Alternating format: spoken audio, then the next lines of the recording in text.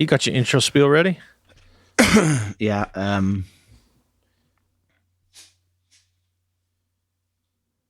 Yeah. Okay.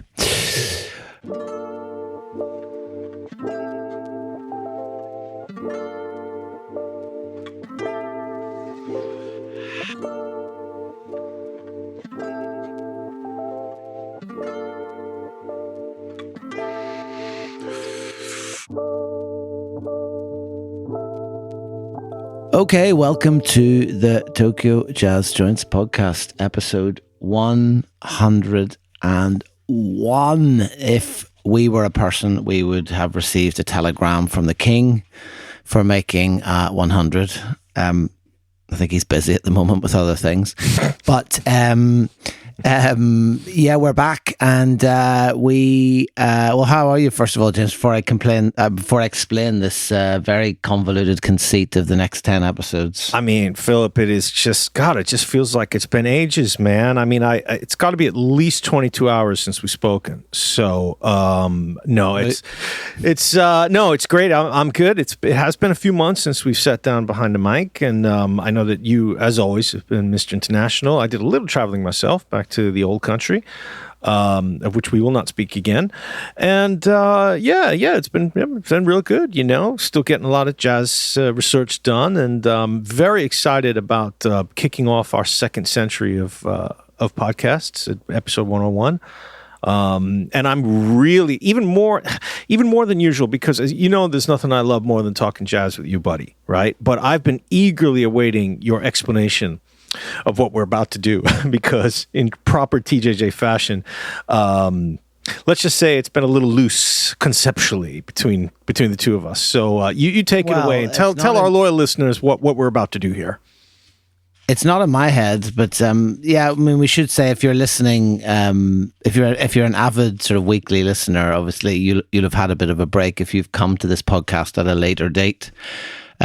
All that blurb about a break makes no sense at all, because you can just listen to the next episode. But we have taken a small break just to regroup, and I'm currently planning a trip back in April, so hopefully we'll get to visit a few more places in between. But we thought maybe just to celebrate the 100th episode, and of course the incredible milestone of 200,000 listens and downloads, we would do a little, in true British, growing up in Britain in the 80s and 90s fashion, a top of the pops, and we were going to do a countdown from 10 to 1, and we're both going to pick out so far from the, in my case, nearly 200 or nearly 300 places that I've photographed in. I know you're way over 300.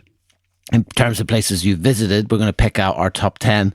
And yes, loose, I'm slightly nervous in the sense that we've done some of these things before, and quite often you have got a different end of the stick. So, well, that's not the way I would phrase it. And also for our American listeners who are unfamiliar with Top of the Pops, let's just say that we're going a little bit America's Top 40 with Casey Kasem to bring a top 10. So that's a little exactly more that. Understandable. And, but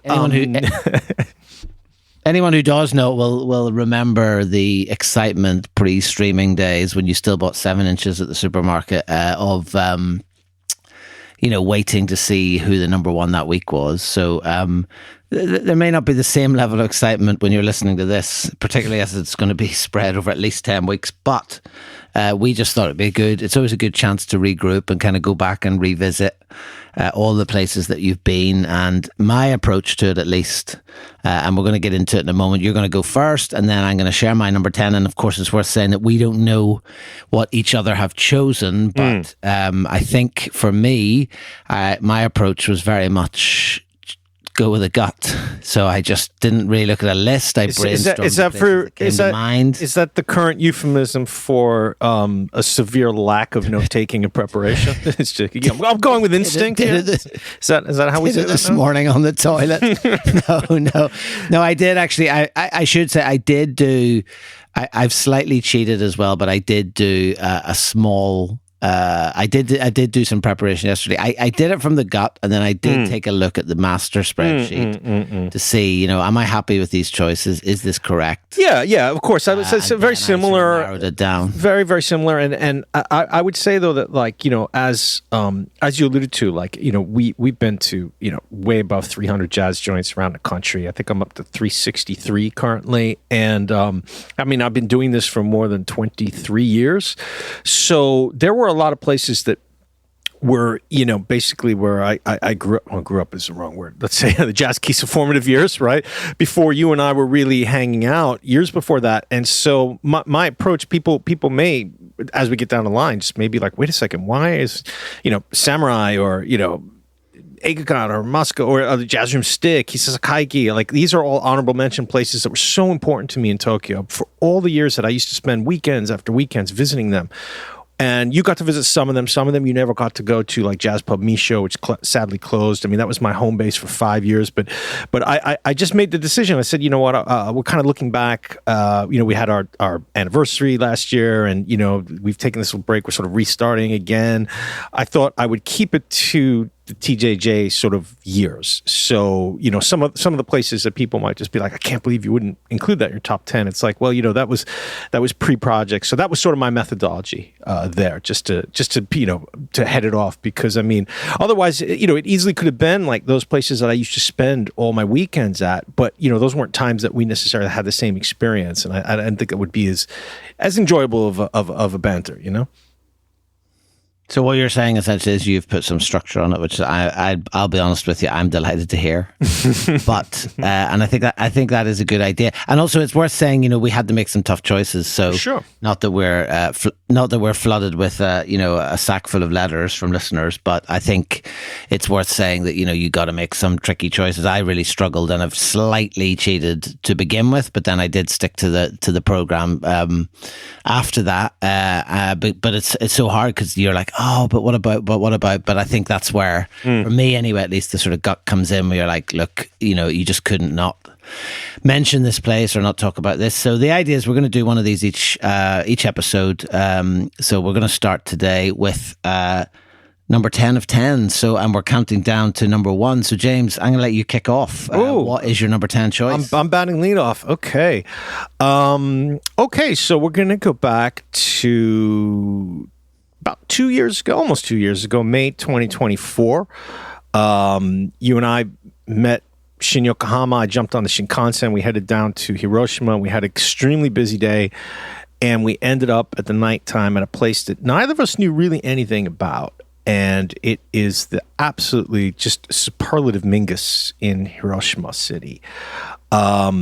Philip, we talked about it at length, I think about a year and a half ago on the pod, but definitely can go on and on about it again. Mingus is run by a guy named Hiroshi Inoue, who is a veteran bassist. And this is something that we didn't know at the time, Philip.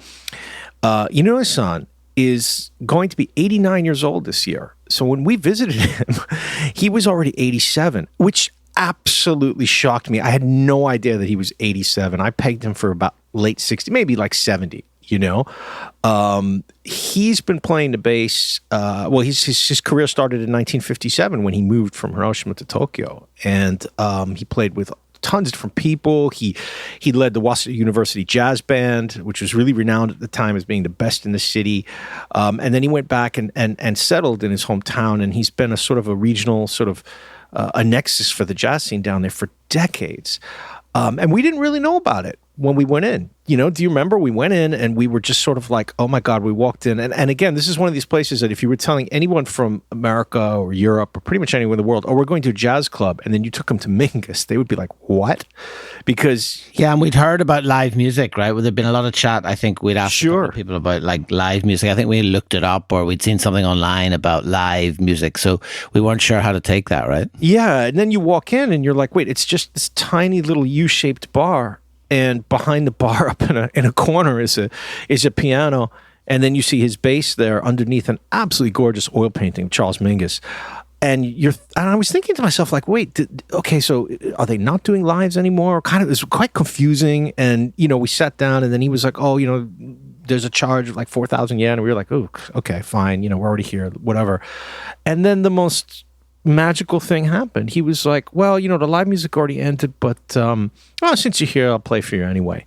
And he and the lady whose name I just cannot remember, unfortunately, the notes were scribbly, who jumped on the piano, they proceeded to play for us a duet for about 4 or 5 songs. And at the end of a long day of travel, drinks had already been flowing. This unexpected performance by a complete master of the bass and a legend of the Japanese jazz scene, but one who I had not been familiar with. I almost couldn't believe it. I mean, we were kind of looking at each other like, is this really happening? In this tiny little live, what he calls a live club, but it is really just a bar, basement bar. It was this is the thing. It was like, well, it's funny because I was going to put this on my list. I'm glad you mentioned this one because it saves me from talking about it. I know we talked about it quite recently on an episode, but I think for, in terms of just that kind of everything coming together at once, it was completely magical. And it's also worth saying, and there'll be photos of this going up at some point, but when you go into it is a small U-shaped bar, but also the left-hand wall, so the wall directly behind the bar is completely mirrored.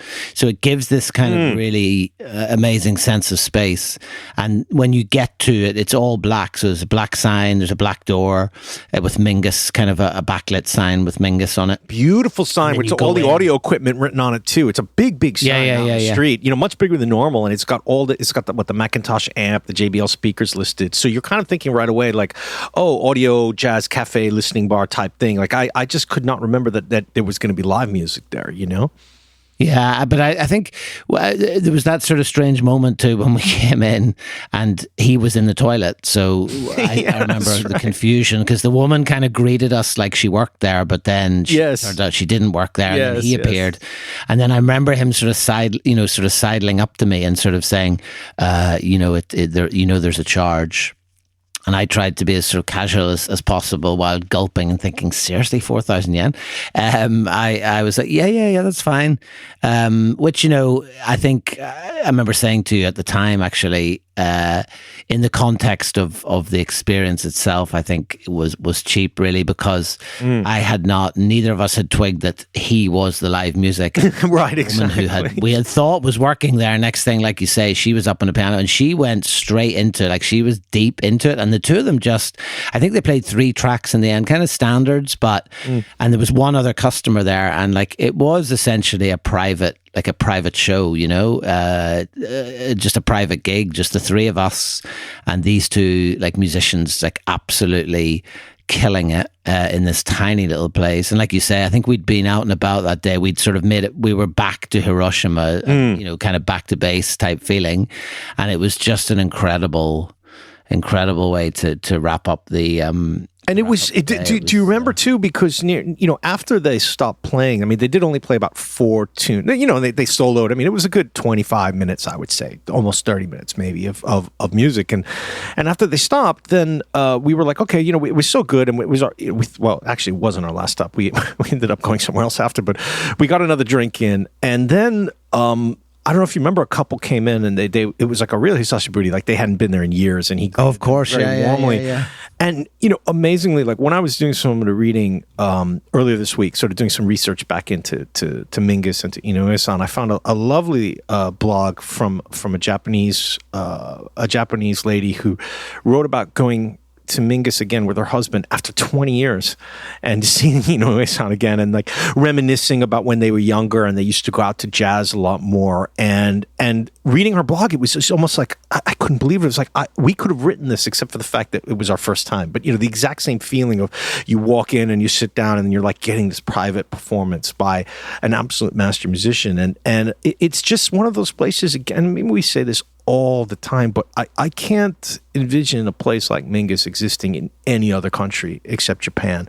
Well, first of all, I mean, licensing wise, it couldn't. I mean, it's the size of a small living room in the U.S., right? In a basement, and he's got the burning stove in the back there and everybody smoking. I mean, it's just like it violates probably every safety rule, but it's just an absolutely astounding place. And that particular evening, and sort of like I was saying in the intro, like I approached this sort of project, this sort of journey through a top 10 as more like moments, you know, and to me, like that moment and that experience is going to be part of what I'll always remember about all the journeys that we've done, because, you know, again, it was completely unexpected, you know, completely not what we were thinking Mingus was going to be.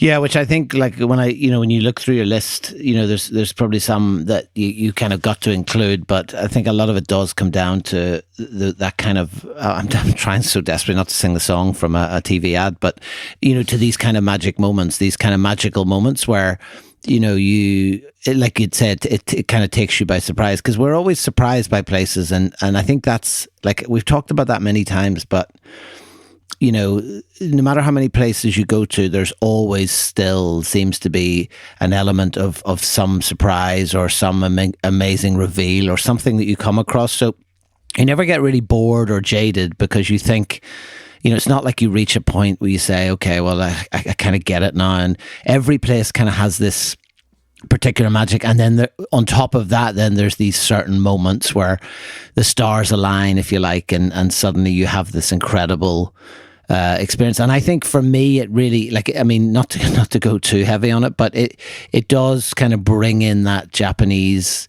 Zen thing of just experiencing that moment, you know, because I think, like, we live now, you know, where it's in a world where it's I say this as a photographer, but, you know, it's you're documenting things, and in your head you're even thinking, oh, I've got a photograph to show this to X, Y, and Z. But, like, that was one of those moments where you just, you know, you have to train yourself to just be in this moment. You're like, this is not a moment I'm going to have again. Right. And it's so intense, and watching often the intense and emotion on their faces, you know, it's just like, it's often also like, you know, at least for me, with, you know, our listeners are well familiar with my napping habits in the evening after a few beverages. And, you know, at the end of a day like that, where we started out, you know, literally up here in Kanto, and took the Shinkansen down and spent the day wandering around Hiroshima on foot, all the way to Onomichi that day too. Remember, we went to the amazing seashell bar, Rodan. Yeah. So, you know, there was a lot of moving around, a lot of drinks, you know, quick bites here and there. So the body was tired, and being able to, like,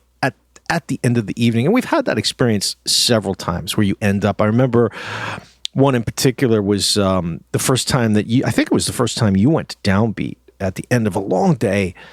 And we got in, and he was just blaring, you know, the sing, Benny Goodman, and then moved into Coltrane at, like, max volume. And we just kind of looked at each other like, holy crap, man, this is insane, you know? And that often seems to get those moments that, like, after you've been, you know, your body is so tired, and you're just thinking, like, okay, like, well, we'll just go. We have to keep going. We got to get to this one place. I'm sure maybe it won't be that great, whatever. And then you go in, and you're just like, yeah, you kind of left speechless, you know? Yeah, 100%. Okay, so my number 10. It's funny because as you talk, you start to question your choices, but, I mean, look, the rankings that you could probably, I think with a lot of, you could, I know for me, my number one was so easy, but, like, other than that, you could have put them in any order possible, but yeah. Well, I should say it has also occurred to me as we're doing this that neither of us know what the other have chosen, so it may have been sensible in advance to share that, just purely because we could end up talking about the same place. But let's cross that bridge when we come to it. Maybe if we alternate, that might be the way to do it, at least. But for me, number 10 was, or number 10 is Scarecrow in Ishigaki Island in Okinawa, which we also talked about on a more recent episode, and we will get into older places, obviously, as the list progresses. But I think for me, the reason I put this on here, and again, you know, you talked about moments, but I think it's also to do sometimes, is for me, with significance. And, you know, in last year in May, I was there in Japan, and went to Okinawa for a few days holiday. And I've been to Okinawa before, but, you know, it was an opportunity to also try and visit at least the sort of better known or the really famous kind of jazz kisa down there. And Scarecrow is not only in Okinawa, but it's also in Ishigaki Island, which is another, for us anyway, it was another plane journey from the main city in Okinawa, Naha. And we'd known about it, obviously, There was different information about it online. Is it open for lunch? Is it not open? I know we'd spoken with Peter Barakan, who had a contact there. So we chatted with him. And in the end, actually, it was a friend that I was staying with, Cowrie, a good friend of mine. She kind of called through, got the owner's daughter, and we kind of managed to get the comms to the point where I knew that, assuming the planes were not delayed or anything like that, I would be in Ishigaki for a couple of hours before heading over to another little island to stay for a couple of days and have a kind of a jazz-free holiday for a couple of days. And so it was just one of those moments, you walk down the Shotengai, you get to Scarecrow, you see this sign of Charles Mingus, this beautiful wooden sign, and I thought, right, brilliant. Like, I've made it. I've got to see this place, because again, it's one of those ones where even if you're back in Japan, there's no guarantee you would necessarily be that far. And I think for me, the significance of that was undoubtedly, and I'll get to the place itself in a minute, but the significance, I suppose, was the kind of the 5 islands. And I was thinking back to we started in Tokyo, it was Tokyo Jazz Joints. I still, as I said in the book, I have this question mark still, because I remember, sort of saying, is that a good name? And then it's kind of become this almost like a brand. And then, we went to Hokkaido, then we got to Kyushu, then Shikoku, I went more recently. And then I think, the sort of, to make it truly kind of Japan-wide, I think you've got to also bring in like the Okinawan Islands. And so for me, that was a really significant thing. It was like, that's not that we've been to everywhere in those places, but like at least to be able to say that you've kind of covered the most... you've covered like a wide geographical area. Oh, yeah. I mean, the first time that I went down to Okinawa, and another absolutely stunning place there that we did talk about, the Red Room in Naha City, in the Makino Market. Like that, I remember sitting in there and not just like loving it so much, but thinking like, wow, I've made it down finally to Okinawa. Like, I pretty much hit every major region of Japan. Obviously, a lot of still places, places that I haven't been to, but at least I made it to every significant part of the country. And that feeling again, it's like, wait, I could come all the way down here and there's still great jazz joints. You know what I mean? It's just like how could this happen in Japan, a country that's, 1,000 kilometers long with so many different regions, and there's just jazz joints like this everywhere. So it was that's kind of feeling of like completion that was, I remember very distinctly as well.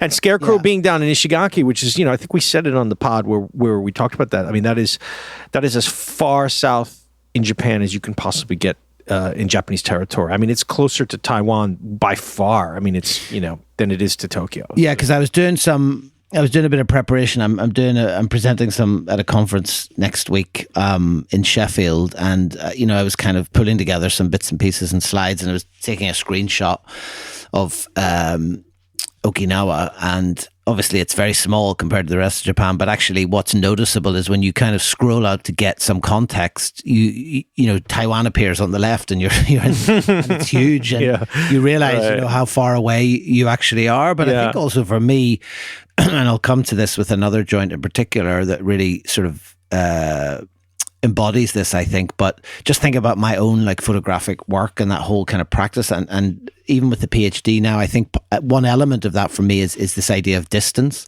this idea of kind of a journey, of putting in like a physical distance as well. I've driven huge distances in Newfoundland to photograph halls there. I do it in Ireland where I'm in the car, I'm driving. And I think also this was another one of those things where, part of the kind of practice or the approach is this just literally, traveling these distances to find these places. And I know that's something that we kind of had that moment even going to Basie, which seems so long ago now. Yeah, we were, right. About 3 hours into that train ride, and you're sort of thinking, and you arrive at the station there, and you're like, I can't believe I've traveled. Well, we've talked about that, because that day was so, not just being epic as a day, but like I think that was when the project really sort of kicked into like another level, because we were like, shit, we're going really far away, and we've not done this before. And how many places did you find? Like, I think you know what I mean? It was like, no, I found this one too. Wait, there's that many up here. And it was sort of like, it sort of opened up the fact that it was like all of Japan was starting to open up to us, that we potentially could continue to do it. And it would go on and on and on. So that was, that was definitely a really formative experience that time. I remember for sure. Yeah. So, and then obviously to go into Scarecrow, and I mean, again, I don't need to go into this in too much detail because there is another episode where we talk a lot about Okinawa. But again, just going back to the idea of the reveal, you go down these stairs. Sure enough, the owner's daughter was there. She was expecting me. We had a lovely curry lunch, had a bit of a chat. There's incredible amount of Okinawan alcohol bottles arranged along the front of the bar, and then in the background you have kind of records and CDs. But look, in looking for the toilet, I also then happened upon this other room, which I'd talked about before, where I opened this door and I said, could I have a look in here? And went in, and there's this a complete whole other space with soundproofing on the roof, and it was a practice space, huge speakers, all these instruments, this beautiful red Japanese kind of paper lantern with the Scarecrow logo in it in Japanese.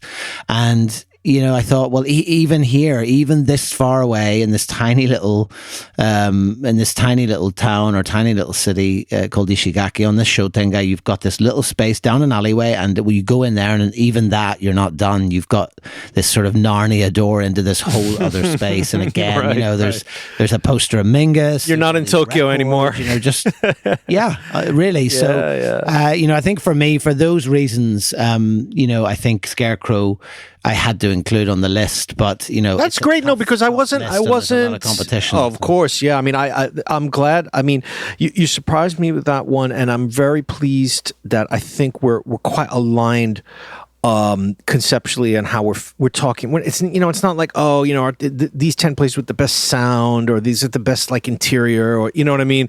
It's like it's more of a feeling. It's more of a feeling and a moment and an experience that we're trying to describe. And hey, that's great. I mean, we're aligned. We can submit this to the to this year's podcast awards. To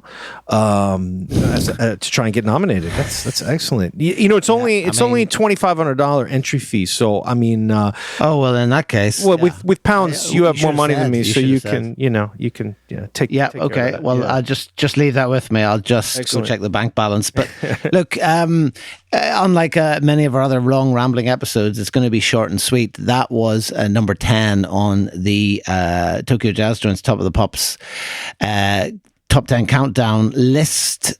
Try saying that after a few glasses of Awamori. I've only had half a bottle here right now, and I'm not saying that. So I'll leave that to you. I bet you can't say it again. You're certainly doing all the social media for this anyway, because I don't do it. So you can label it whatever you want. Okay, well, look, good to chat as always. I will see you in the next episode for number 9. Oh, yeah. Can't wait, buddy. Talk to you soon.